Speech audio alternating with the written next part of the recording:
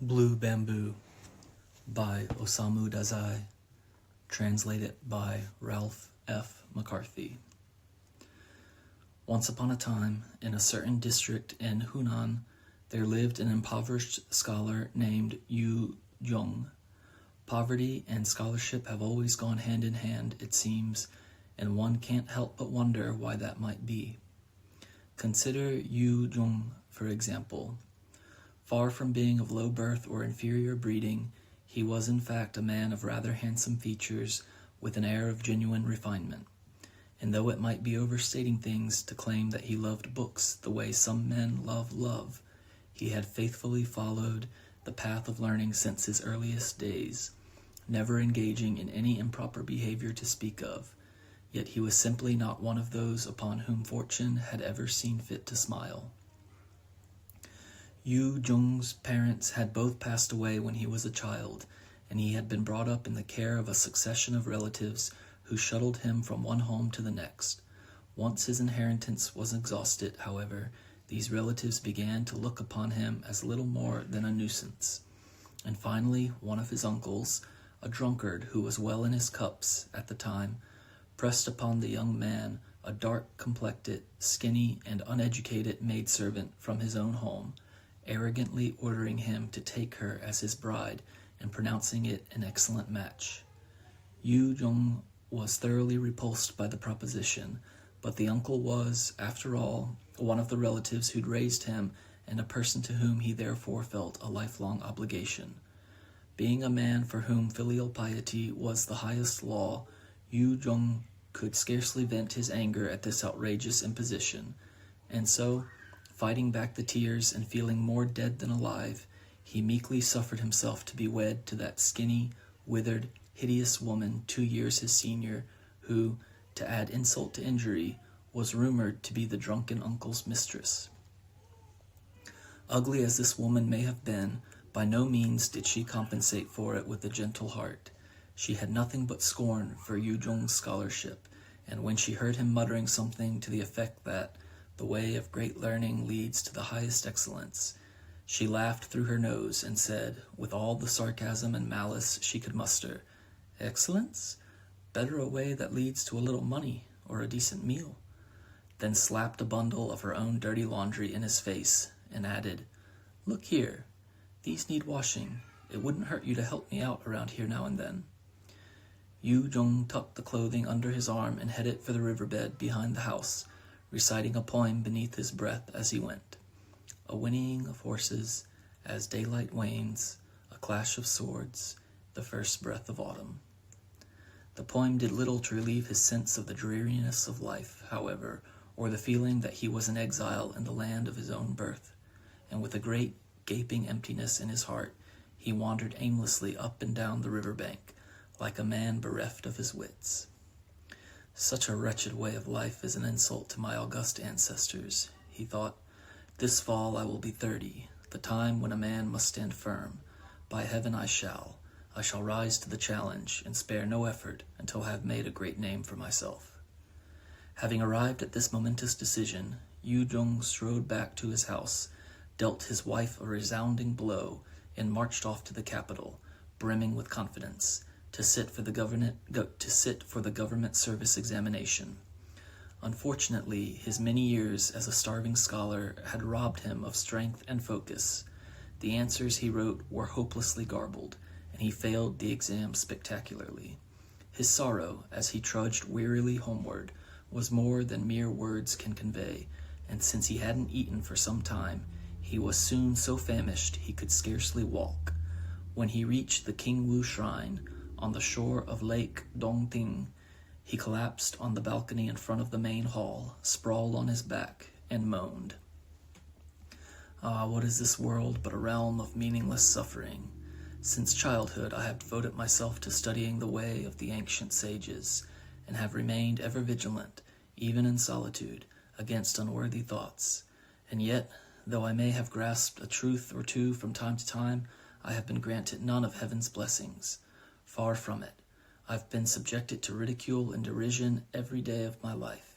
In spite of which, did I not take courage and boldly present myself at that examination? Yes.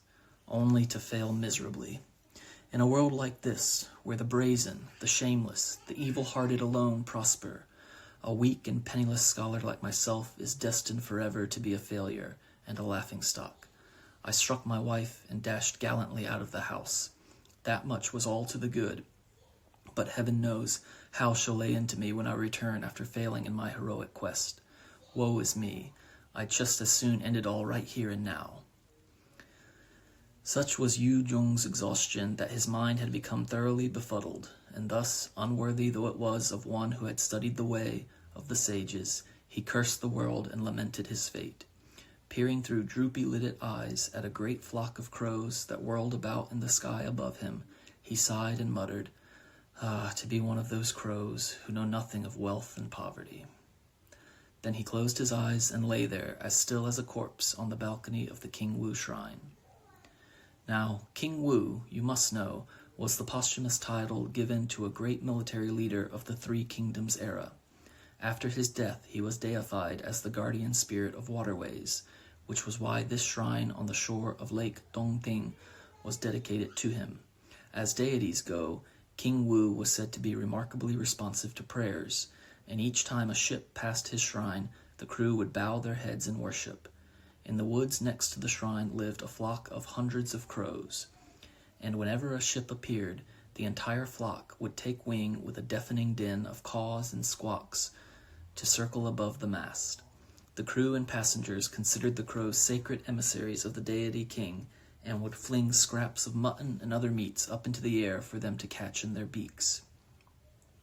It was the sight of these birds frolicking merrily about in the great blue sky that had inspired Yu Jong's envy. Ah, to be a crow. He muttered the words in a feeble, doleful voice, and he was just beginning to nod off when someone tapped him on the shoulder.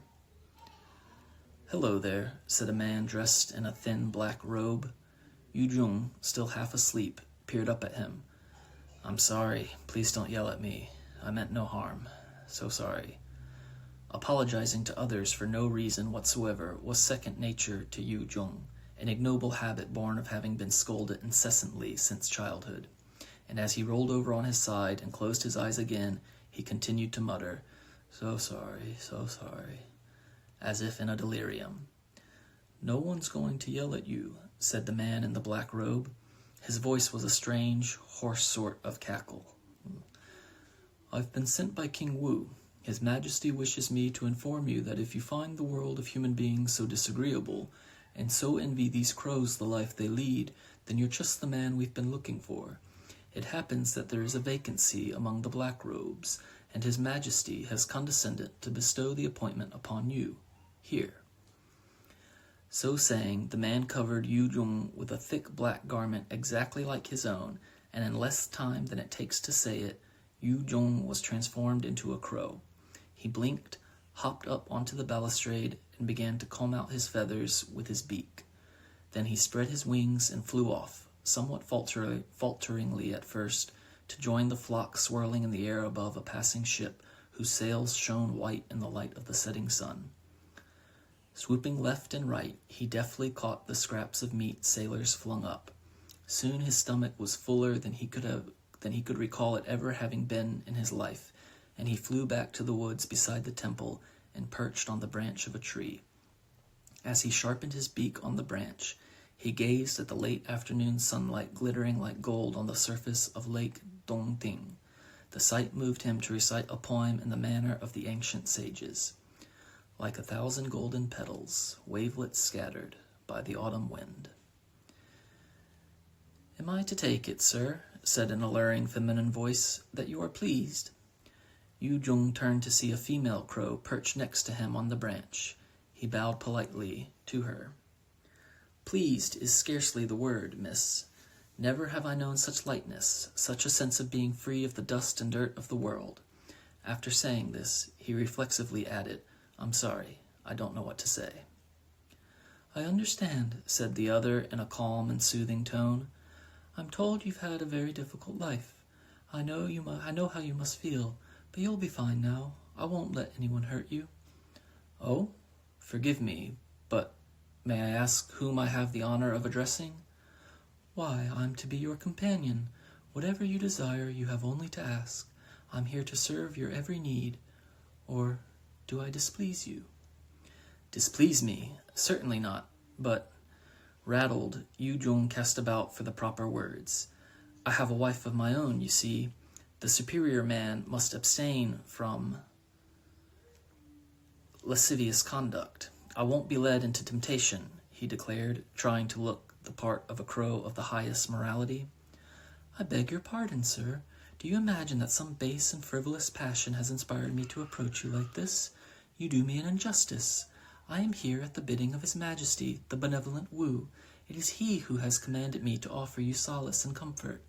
Understand that you are no longer a human being, and that the wife you had in your other life is no longer a consideration.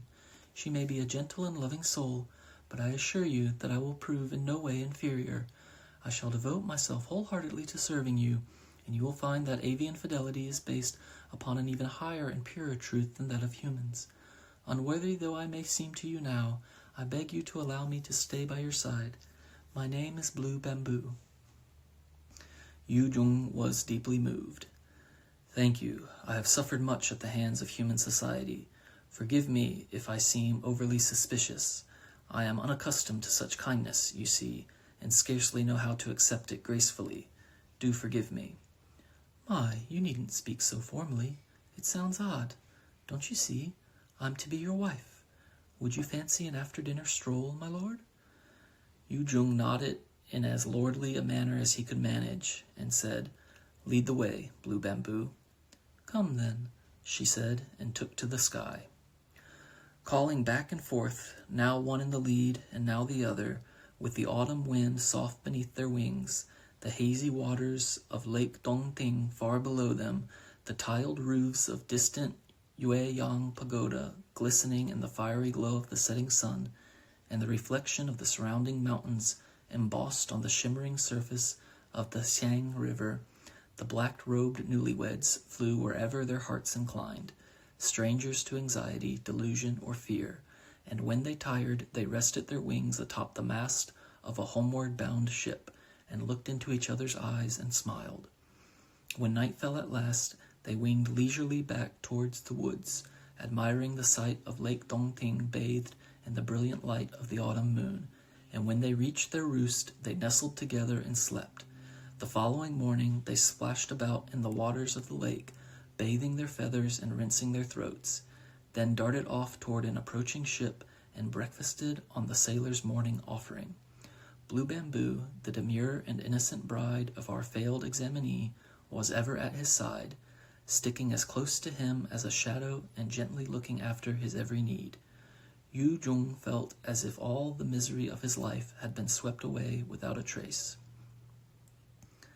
By the afternoon of that day, he was completely at home in his new role and had mastered the art of flitting about above the masts of passing ships, and when a vessel laden with soldiers came along, he ignored his companions, who fled, squawking of danger, and paid no heed to Blue Bamboo's cries of warning, too full of himself and the freedom of flight to resist the temptation to circle proudly in the air above it. He did not notice until too late that one of the soldiers had drawn a bow and was taking aim, and in the next moment an arrow pierced his breast. He fell from the sky like a stone. Blue Bamboo raced to him with lightning speed, caught him under one wing, and carried him back to the balcony of the King Wu shrine, where she laid him down and clung to him, shedding a flood of tears as she tried to tend to his wound. The damage was too severe, however, and Blue Bamboo, seeing that her husband was beyond hope, let out a keening, mournful cry to summon the rest of the flock. Learning what had just occurred, the flock took to the air with a great flapping of wings to surround the soldier's ship and fan the water, roiling the surface with tremendous waves that in no time at all caused the vessel to capsize and sink. Thus avenged, the great flock of crows lifted their voices in a triumphant song that resounded across the entire lake. Blue Bamboo hurried back to Yu Jong's side and gently pressed her cheek against his. "Do you hear that?" she whispered plaintively. "Do you hear the victory song of your comrades?" The pain in Yu Jung's breast was insufferable. He opened his unseeing eyes and with his dying breath murmured, "Blue bamboo." And with that he awoke to find that he was once again a man, the same impoverished scholar as before, lying on the balcony of the King Wu shrine. The setting sun burned brightly on the maple trees in the woods before him, where hundreds of crows were innocently hopping from twig to twig, playing and laughing. "Finally you woke up, did you?" An old man dressed in peasant clothing smiled down on him. Who are you?" said Yu Jung. "Me? I'm just a farmer from down the road. I passed by here yesterday evening and found you lying there, dead to the world. I called out to you as loud as I could, but you wouldn't wake up. Shook you by the shoulders and everything. You just snored away, smiling to yourself every now and then. I was worried even after I got home, so I kept coming back to check on you. You're pale as a ghost, you know that? You sick or something?" No, I'm not sick." Nor, oddly enough, was he hungry now. "Sorry," he said, apologizing as usual, then sat up on his knees and bowed politely to the farmer. "This is very embarrassing," he began, and proceeded to explain how he'd come to be lying there asleep on the balcony, finishing with a final, "I'm terribly sorry." The farmer gazed at Yu Jung with compassionate eyes, then took out his purse and handed him a small sum of money. "Inscrutable are the ways of heaven," he said. "Bestir yourself and leap back into the fray. In our 70 years of life, no one knows what might occur. Every ebb has its flow. The heart of man is as changeable as the storm-tossed waves of Lake Dongting." After offering this unexpectedly eloquent advice, the farmer turned and walked off. Yu Jung felt as if he were still dreaming. He stood and gazed vacantly after the old man, then turned to peer up at the crows assembled on the branches of the maple trees. "Blue bamboo!" he shouted. Startled, the crows all sprang as one from their roosts with a great cacophony of cries. They briefly circled the sky over Yu Jung's head, then sped out toward the lake and were gone. So it was just a dream. Yu Jung thought sadly. He shook his head, breathed a deep sigh, and dejectedly set out for home. No one there seemed to have missed him much. His cold-hearted wife lost no time in setting him to work, ordering him to haul some boulders to his uncle's garden. Dripping with sweat, Yu Jung pushed, rolled, and carried any number of enormous rocks from the riverbed, mournfully recalling what Confucius had said, "To be poor without resentment is difficult indeed." "Willingly would I die in the evening," he muttered repeatedly to himself, nostalgic for the happy life he'd experienced in his dream. "Could I but hear the voice of Blue Bamboo in the morning." Po Yi and Shu Qi did not keep the former wickedness of men in mind, Confucius tells us, and hence the resentments directed toward them were few. Our Yu Jung, too, possessing as he did the lofty mindedness of one who aspires to the way of the superior man, made at first every effort to refrain from despising his heartless relatives or speaking out against the uneducated hag who was his wife, preferring to bury himself in the classics, cultivating refinement and purity of taste. In time, however, the contempt to which he was relentlessly subjected became more than he could bear, and during the spring of the 3rd year since his return, he delivered another blow to his wife's head.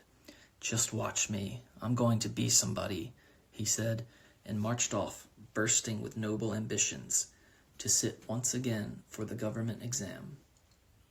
Unfortunately, he failed it this time too. It seems our hero simply wasn't much good at taking tests. On his way back home, he stopped again at the King Wu shrine on the banks of his now beloved Lake Dongting. Everything his eyes beheld brought back delightful memories, but these only served to increase his sorrow 1,000-fold, and standing there before the shrine, he began to weep and lament at the top of his voice. When the sobs finally subsided, he took what little money he had in his pocket and purchased some scraps of mutton, and these he scattered in the courtyard as an offering to the sacred crows. He watched them swoop down from the trees to peck at the meat and wondered if Blue Bamboo was among them. But the ebony-feathered birds all looked so alike that he was unable even to tell male from female. "Which one of you is Blue Bamboo?" he said, but not a single crow so much as looked up at him. The scraps of mutton enjoyed their undivided attention. Yu Jong wasn't ready to admit defeat, however. "If Blue Bamboo is among you, let her remain last," he announced, his voice choked with immeasurable longing. Soon the mutton was gone. 2 of the crows flew back to the woods, then a group of 5, and so on, until only 3 remained searching the ground for meat. Seeing this, Yu Jong felt his heartbeat quicken and his palms begin to perspire. But once these last 3 had ascertained that not a scrap was left, they too flew off without so much as a backward glance. So great was Yu Jong's disappointment that he grew dizzy and nearly fainted, but still he found it impossible to tear himself away. He sat down on the balcony and let out sigh after sigh as he watched the mists of spring crawling over the surface of the lake. Now that I've failed the examination twice in a row, how am I to return home with any dignity whatsoever? My life is not worth living. I'm told that long ago, during the epoch of the Warring States, valiant Chu Yuan, the father of poetry, threw himself into these very waters and drowned, shouting, "The world is drunk, I alone perceive the truth."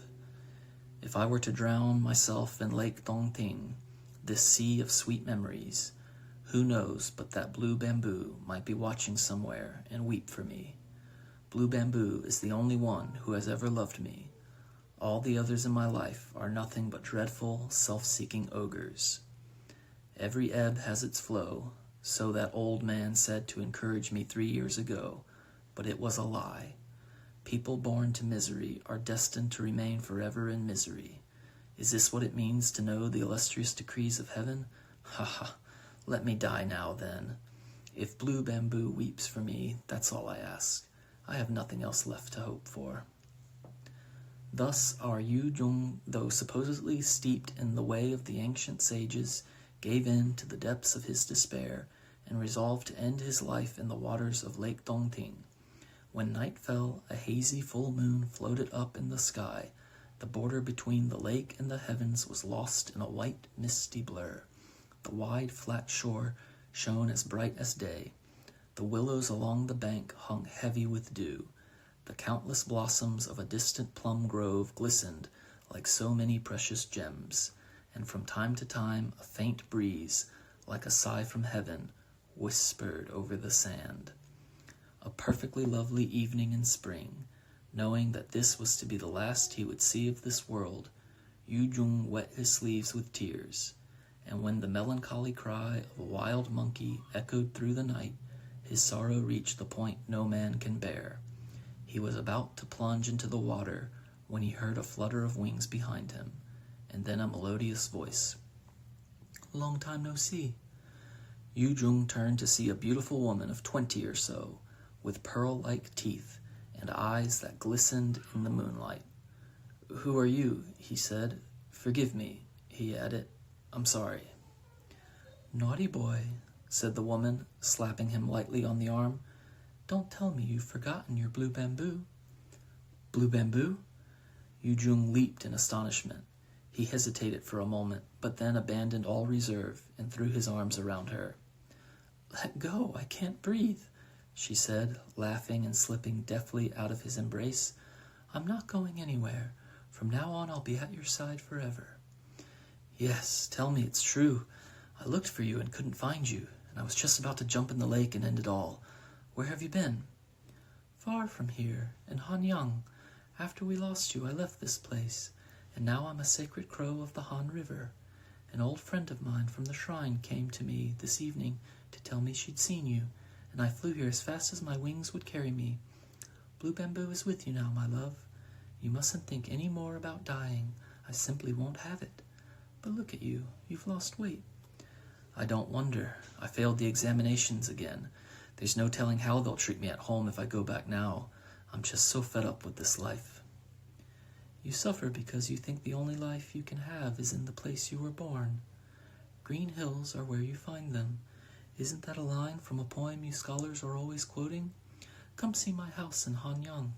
I'll show you how wonderful it is to be alive." "But Hanyang is such a long way," said Yu Jung. At some point, they had left the balcony of the temple and begun to stroll along the moonlit shore together. Confucius says, "While his parents are alive, a good son does not wander far afield." Ever willing to display some fragment of his virtuous learning, Yu Jung delivered these words with a grave and scholarly look on his face.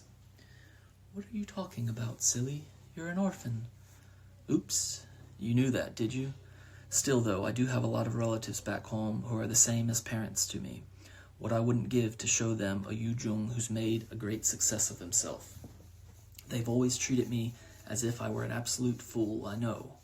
Rather than going to Hanyang, I'll take you back home with me. Imagine their surprise when they see that beautiful face of yours. That's it. That's what we should do. Come with me.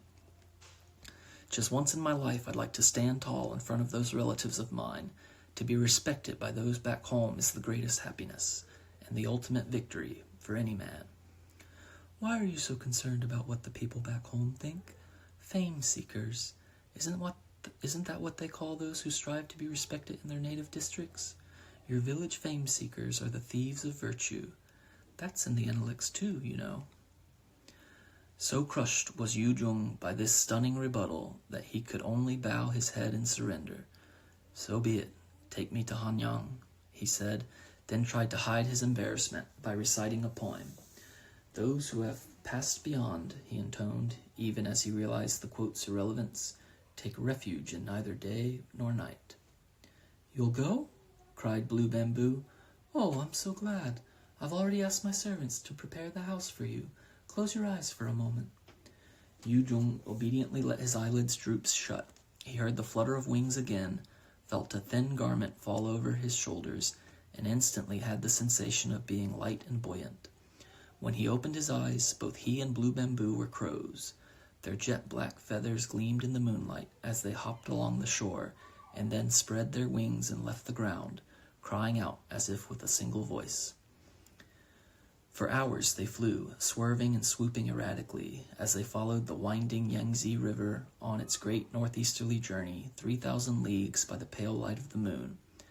When night at last faded to dawn, the tile roofs of the silent, sleeping houses of Hanyang, the city of canals, appeared ahead, shining in morning mist, and now they could see the trees of that fair city, the fragrant, lush green grasses of Parrot Isle and Yellow Crane Tower and Ching Tuan Pagoda, murmuring together of days gone by from opposite banks of the brightening stream, where white-sailed boats busily plied the current.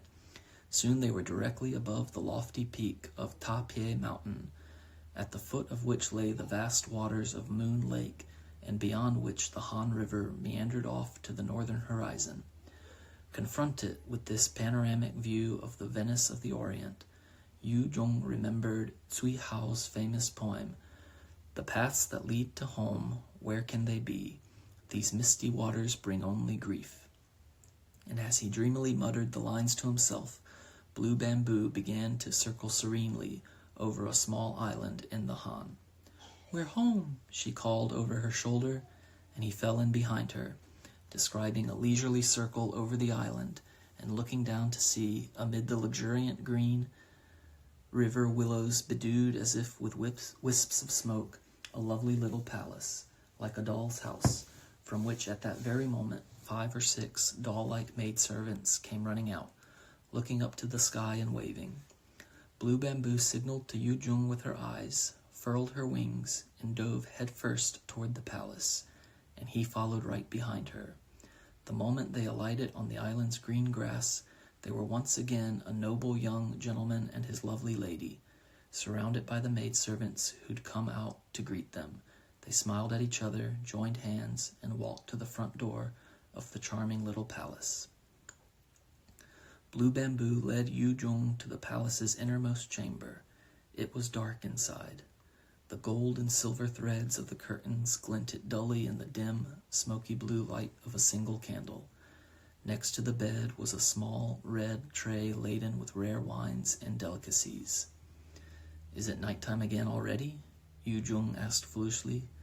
"Don't tease me like that," said Blue Bamboo, her cheeks reddening as she added in a softer voice, "I just thought, after all, it's our first time together like this, and—" well, Confucius did say that the superior man prefers to conceal his virtue."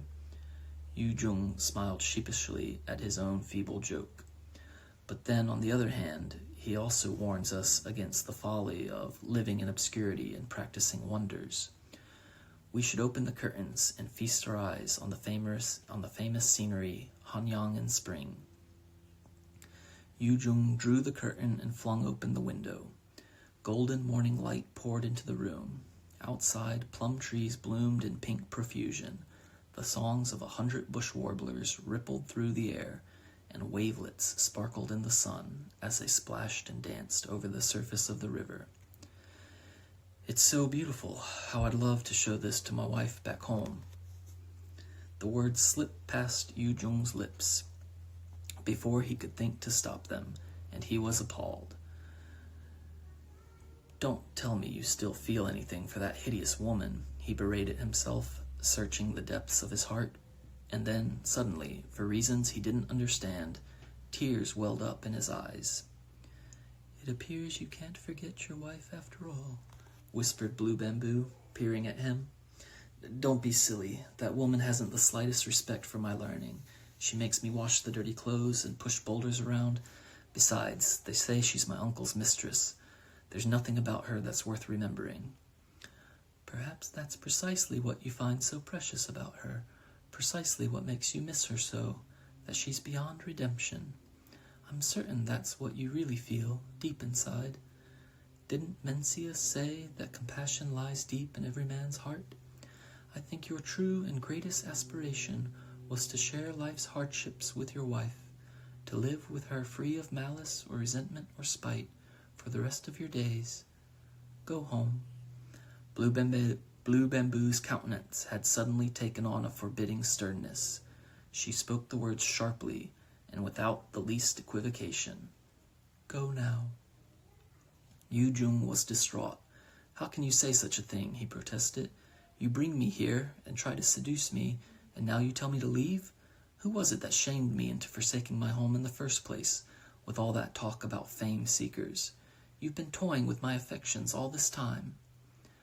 "I am a goddess," said Blue Bamboo in an even sterner tone of voice, her eyes fixed on the glittering, flowering waters of the river before her. "You may have failed your government's examination, but you've passed heaven's test with flying colors.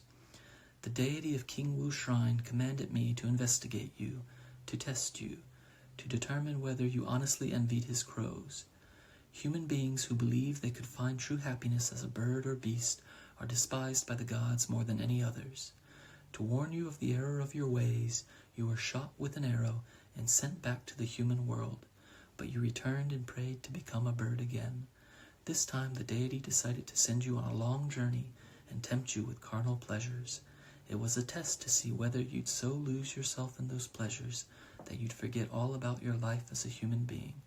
If you had forgotten, the punishment would have been terrible, too terrible for words. Human beings must suffer through their entire lives amid the love and hate that rule their world. There is no escape. All you can do is endure. Endure and struggle, struggle and endure. Learning is a splendid thing, but to make a show of having risen above worldly affairs is cowardly and mean. You must become even more attached to the world and spend your life immersed in the hardships it presents you with. That's what the gods most love to see in a person. I'm having the servants prepare a boat for you. Get on it and return directly to your home. Farewell."